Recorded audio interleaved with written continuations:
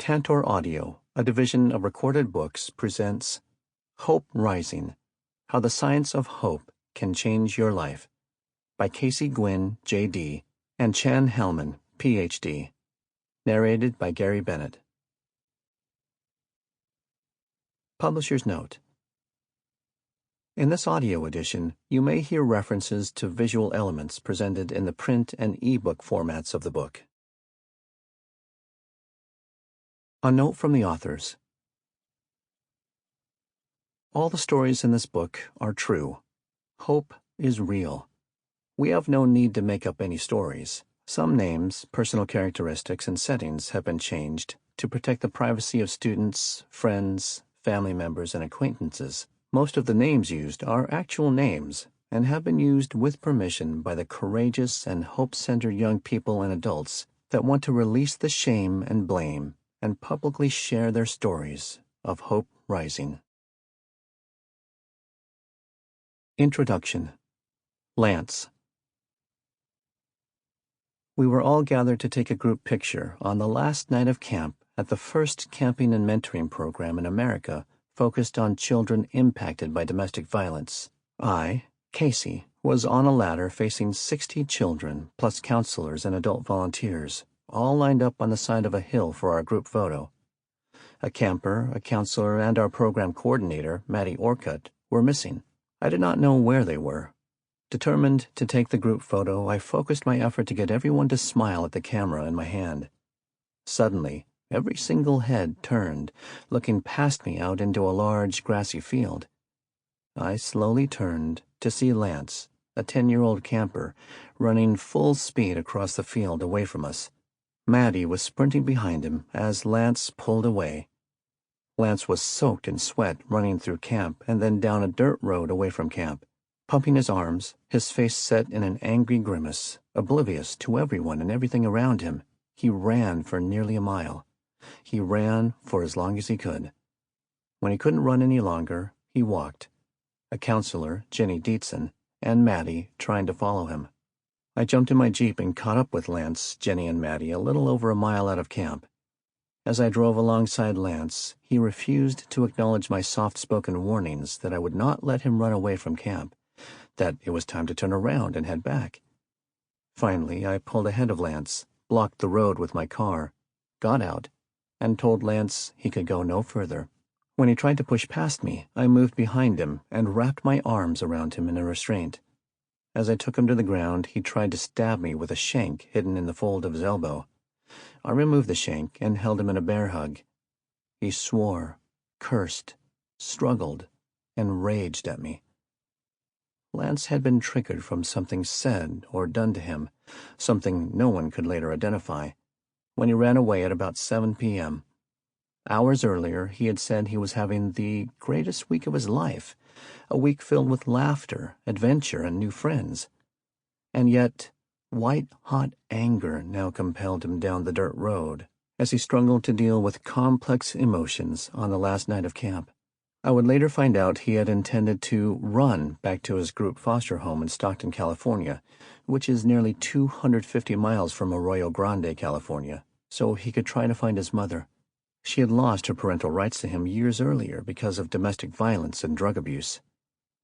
As I held Lance on the side of the dirt road with the setting sun in the distance, sitting directly behind him on the ground, restraining him with arms pinned to his sides, the 10-year-old boy continued to rage at me. He threatened to kill me, screaming epithets. I wanted to let him go, but I feared for his safety and mine if he could get his hands and arms free.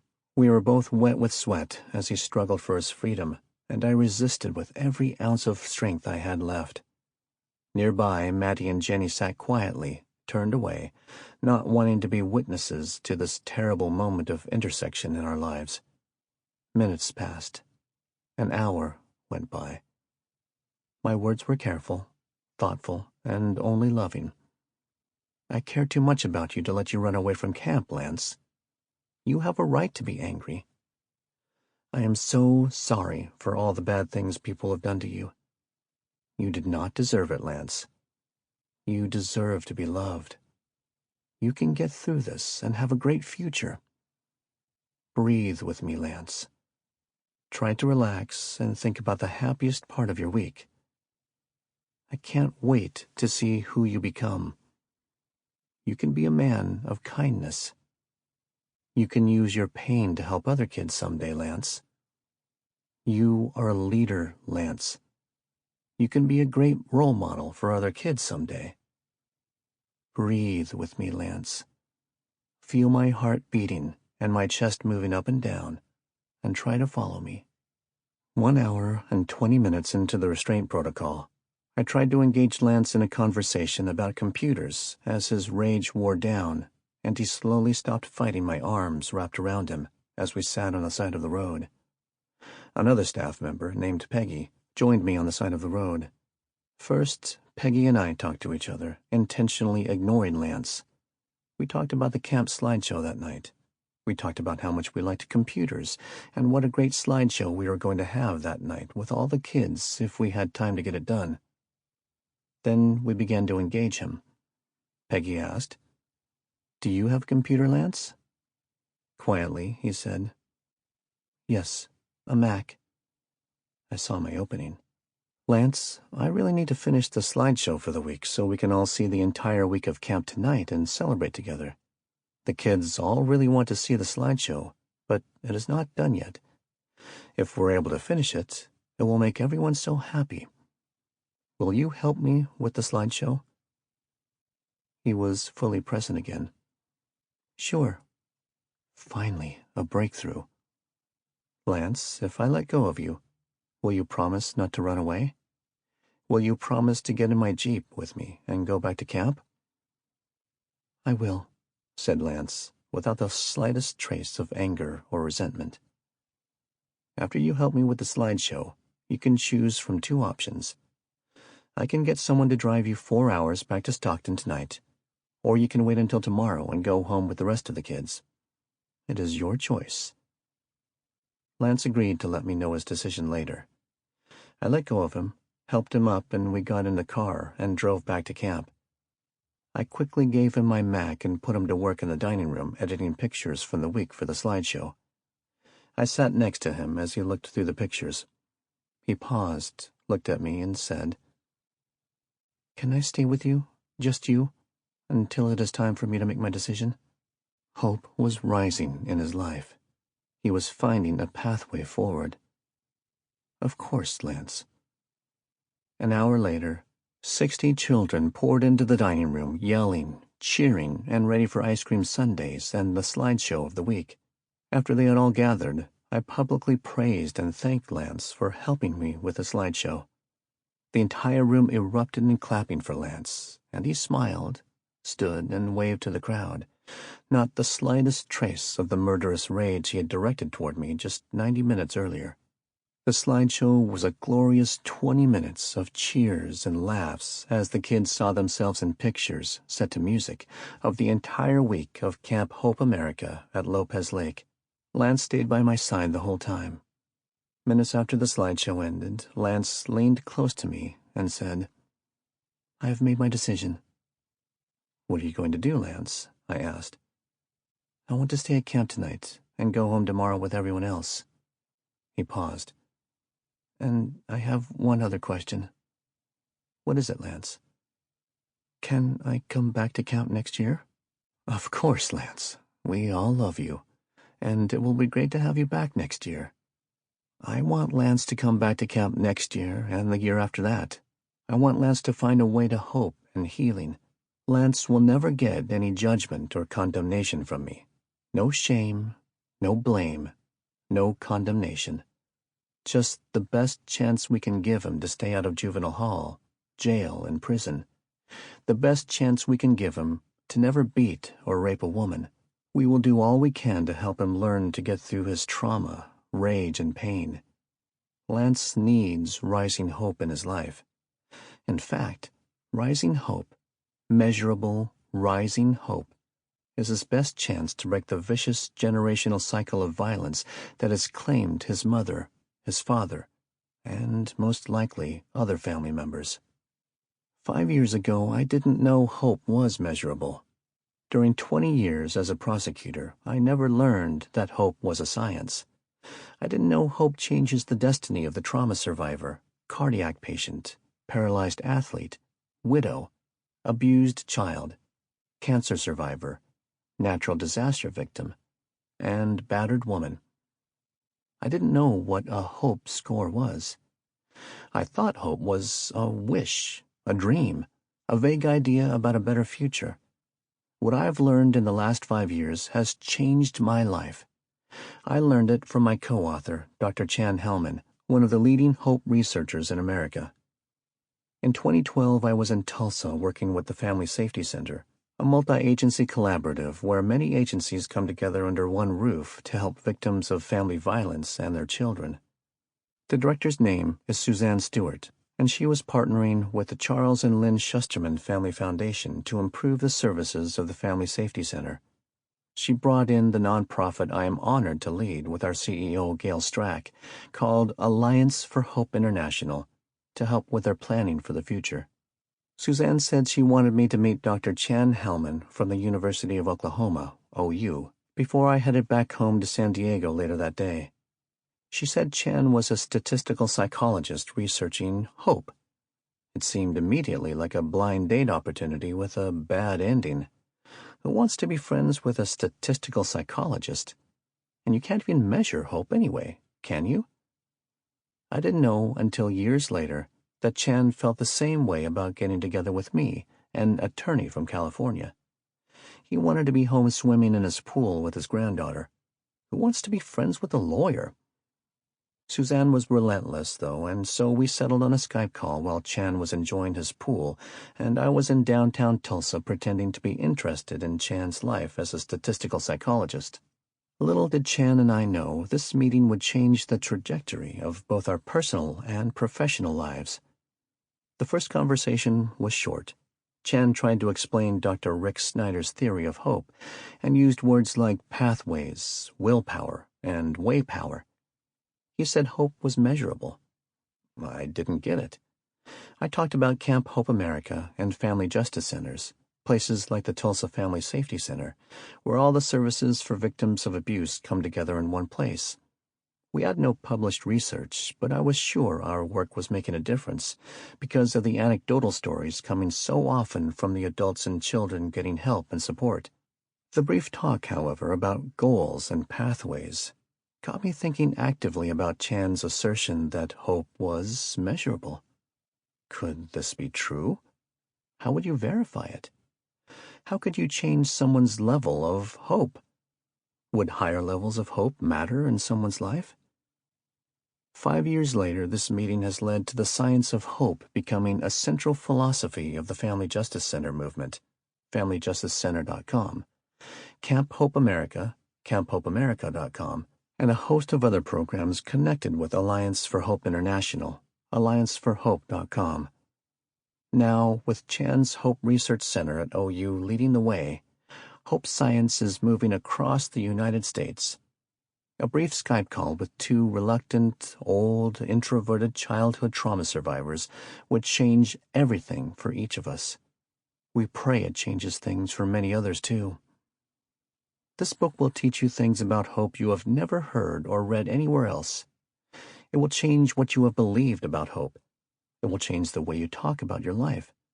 It is not a long book, but it is backed up by hundreds of research studies done in the last 20 years by a growing number of hope researchers. It is not just our opinion or personal belief treatise. It started out as a theory with the researcher and psychologist Dr. C.R. Rick Snyder at the University of Kansas 20 years ago. It moved further with the work of Dr. Shane J. Lopez, who studied under Rick Snyder and later became a senior research scientist at Gallup. The findings about hope are amazingly consistent from study to study, and they have given us a message to deliver. Hope is not just an idea. Hope is not simply an emotion.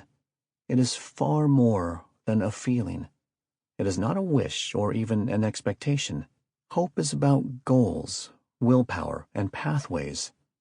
A person with high hope has goals, the motivation to pursue them, and the determination to overcome obstacles and find pathways to achieve them. Hope is a science with identifiable, measurable elements. It is measurable and it is malleable. You can give your level of hope, goals, willpower, and pathways in life a score and measure it in others as well. Then you can increase your hope score by intentional strategies. Rising hope is predictive of short-term and long-term positive outcomes in people's lives. If you apply the science of hope to your life, it will change you.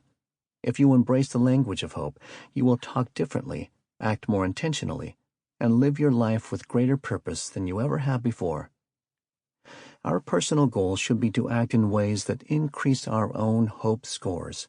Our relational goals should be to increase hope scores in the lives of those we love. Our professional goals as employers should be to increase the hope scores of our employees. Our goals in serving the poor, the homeless, the traumatized, combat veterans, the mentally ill, and the victimized should be to increase hope in their lives. If we are not increasing hope, what are we doing? What if we change our own hope levels and then start increasing hope in the lives of those we serve, work with, and love? What might the world look like? Social service organizations, criminal and civil justice system agencies, medical facilities, educational institutions, places of worship, the military, and businesses across America need the message of hope described in this book. We should be measuring hope and then working to increase it. Once we increase our own hope, we can start to increase the hope of those around us. We should be creating it in government and non-government programs. Nonprofit organizations getting funded from the local, state, or federal government should be measuring whether they are producing hope as an intended outcome. Philanthropists, private foundations, and donors should be investing in the organizations that can prove they are hope givers. We should be all about rising hope, but often we are not. Why? Many don't know about the science of hope. Many others aren't willing to work for it. We need to make the decision to learn about it, and then we need to be willing to do the work to get higher hope in our lives. With nearly 2,000 published studies, it is no longer just a theory. It must be called what it is, a science. Chan has now published a host of peer-reviewed studies on hope through his work at the University of Oklahoma, and is involved in more than 75 other current hope studies. Hope is real. Our careers and our work in writing this book have been heavily informed by the work of Dr. Rick Snyder and Dr. Shane Lopez from the University of Kansas. We will talk more about their work later. Books like Ghosts from the Nursery and Scared Sick by Robin Carr Morse, talking about trauma and its relation to brain development, are important contributions to our research when we think about what damages hope in people's lives. Dr. Vincent Felitti and Dr. Robert Anda and their Adverse Childhood Experiences, ACE study, have changed our view of everything we do in this work. The ACE study, first conducted by Anda and Felitti, is the most predictive study ever done on the impact of childhood trauma on adult illness, disease, victimization, and criminality. The ACE index produces a score between 0 and 10 related to the trauma you suffered during childhood. The higher the score, the worse the long-term consequences are in your life without intervention. We will talk more about the ACE study later in this book. We also love The Body Keeps the Score by Bessel van der Kolk. Bessel van der Kolk has helped many better understand how bad things that happen to us can impact our emotional, spiritual, and physical health. The Body Keeps the Score was, and still is, one of the most helpful books ever written on how trauma in life affects short and long-term health.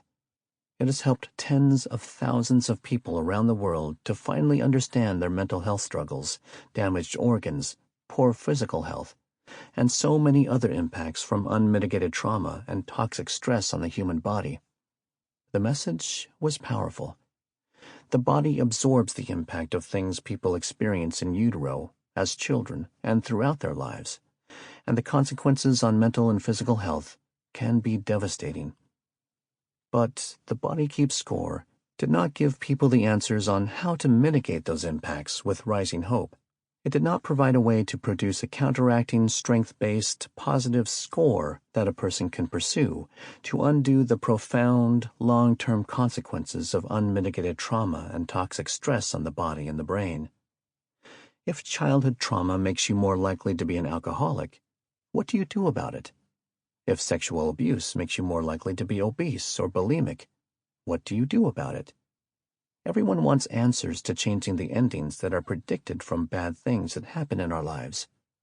Many strategies are helpful, but the science of hope is central to these answers. Brené Brown's work around shame, blame, and vulnerability in Daring Greatly and Braving the Wilderness has also played a role for us in helping us connect pain and hope. Pain can become power. Honesty and vulnerability play important roles in that journey. Brené loves to say you cannot give what you do not have. This is true with hope. You cannot give hope to others if you don't have hope. The science of hope can add more to these important concepts for each of us. Nadine Burke Harris's book, The Deepest Well, Healing the Long-Term Effects of Childhood Adversity, is also an important resource in this conversation.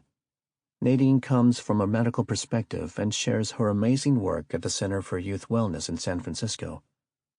The truth is, though, that most of the needs of children and adults will not be met in a hospital or medical facility.